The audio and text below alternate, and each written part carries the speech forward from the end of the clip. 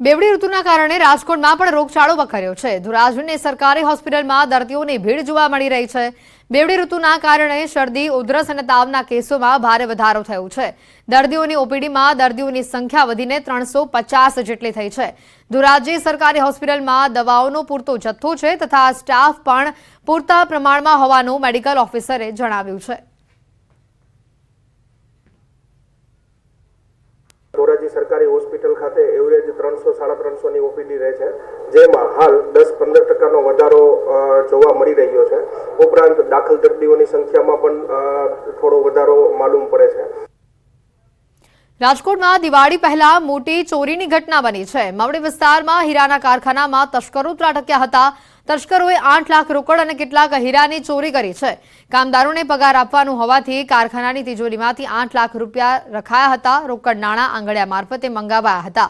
ચોરીની ઘટના સામે આવતા ક્રાઇમ બ્રાન્ચની ટીમ ઘટના સ્થળે દોડી આવી હતી। કોઈ જાણભેદુએ આ ચોરીની ઘટનાને અંજામ આપ્યો હોવાનું પોલીસનું અનુમાન છે। સમગ્ર મામલે વધુ તપાસ હાથ ધરવામાં આવી છે। શટર છે અડધું ઉચકાયેલું હતું, એને અંદર જઈને વેરીફાઈ કર્યું તો એની તિજોરી જે છે એ તૂટેલી જોવા મળી અને એમાં એમણે 8 લાખ રૂપિયા પોતાના જે કારીગરો છે એને પગાર ચૂકવવા માટે ગઈકાલે આંગળીઓ આવ્યું હતું। 8 લાખ રૂપિયા એમણે એક તિજોરીમાં મૂક્યા હતા, એ તિજોરીમાંથી ચોરાયેલા છે।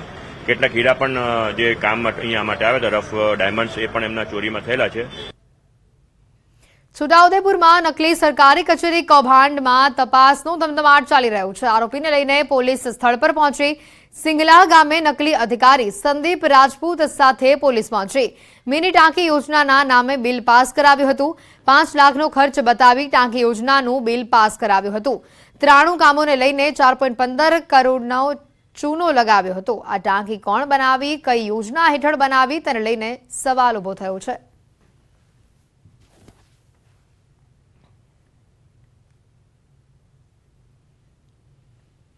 અમદાવાદ રિવરફ્રન્ટ પર આત્મહત્યાનો કેસ જે સામે આવ્યો હતો। Ahmedabad police commissioner GS Malik ઉપરાંત અમદાવાદ ક્રાઇમ બ્રાન્ચના એસીપી ચૈતન્ય માંડલિક અને ક્રાઇમ બ્રાન્ચના જેસીપી નીરજ બડગુજર ઘટના સ્થળ પર પહોંચ્યા હતા। રિવરફ્રન્ટ પર ફાયરિંગ કરી આત્મહત્યા કરી હતી। સ્મિત ગોહિલ નામના શખ્સે પોતાને ગોળી મારી આત્મહત્યા કરી હતી। રિવરફ્રન્ટ પર બનાવના સ્થળ પર પોલીસ અધિકારી પહોંચ્યા। સ્મિત ગોહિલના મોતથી આખી ગુથ્થી કઈ રીતે ઉકેલાઈ તેનાથી તેઓ માહિતીગાર થશે। પોલીસ માટે પડકારૂપ હતો આ કેસ। મિત્રની હત્યામાં પોલીસની ધરપકડના ડરથી આત્મહત્યા કરી હોવાનું સામે આવ્યું છે। વિરમગામમાં સ્મિતે મિત્રની જ હત્યા કરી હોવાનું સામે આવ્યું। મિત્રની હત્યા બાદ મૃતદેહને સળગાવી દીધો હતો। સ્મિત યશ નામના મિત્ર સાથે મળી હત્યા કરી હતી। 2 લાખ રૂપિયાની લેતી દેતી મામલે હત્યા કરી હતી। અહીંયા જે એક સ્મિત ગોહિલના એક અહીંયા મર્ડર થયા, જેમાં એની જે ગોળી છે એની દિલની પાસેથી નીકળી અને એની બોડી અહીંયા મળી। એને આપણે બધા એફએસએલને બોલાયા, ચકાસણી કરાવી અને બધા જે એની એક સાગરીત હતા, આને આ મર્ડર નથી નીકળ્યો, આમાં આ નીકળ્યું છે કે આ સ્મિત ગોહિલ અને એક સાગરીતે 2 દિવસ પહેલાં વિરમગામમાં મર્ડર કરેલા અને એને લાગ્યું કે કદાચ એ પકડાઈ જશે એટલે અહીંયા આવીને એને એ જ પિસ્ટલથી એને આપઘાત કર્યો છે।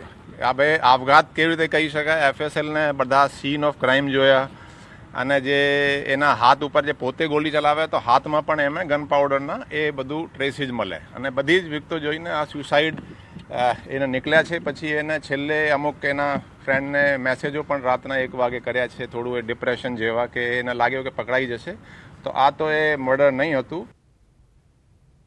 બુલેટિનમાં અત્યારે ફક્ત આટલું જ। અંતમાં નજર ટોપ 3 ખબરો પર। રાજ્યમાં રખડતા ઢોરનો ત્રાસ યથાવત। આણંદ ઉમરેઠમાં ઢોરે દિવ્યાંગ યુવકને અડફેટે લેતા મોઢાના અને હાથના ભાગે ઈજા। સુરતમાં મકાન ધરાશાયી થવાની ઘટના કેમેરામાં કેદ। કતારગામના નવી જીઆઈડીસી વિસ્તારમાં પડ્યું મકાન, જાનહાનિ નહીં। રાજકોટમાં દિવાળી પહેલા હીરાના કારખાનામાં મોટી ચોરી। 8 લાખ રોકડ અને 12,000 નંગ જેટલા હીરાની ચોરીને અંજામ।